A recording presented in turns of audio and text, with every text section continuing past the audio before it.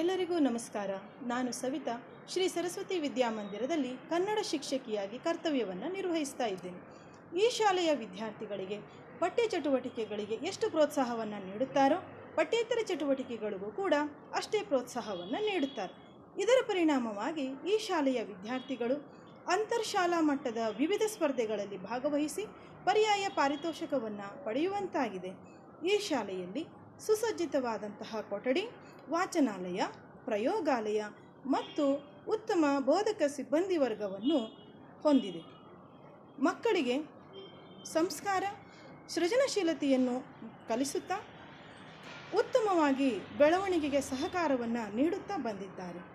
ಶಿಸ್ತು, ಶ್ರದ್ಧೆ, ವಿದ್ಯೆ ಇವುಗಳ ಭಂಡಾರ, ಕಲೆ ಸಂಸ್ಕೃತಿಗಳ ಮಹಾಸಾಗರ.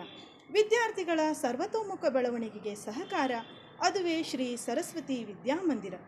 75 ವಸಂತಗಳನ್ನು ಪೂರೈಸಿ ಈ ಶಾಲೆಯು ಶತಮಾನೋತ್ಸವವನ್ನು ಆಚರಿಸಿಕೊಳ್ಳಲಿ ಎಂದು ಹಾರೈಸುತ್ತಾ #SSVM@75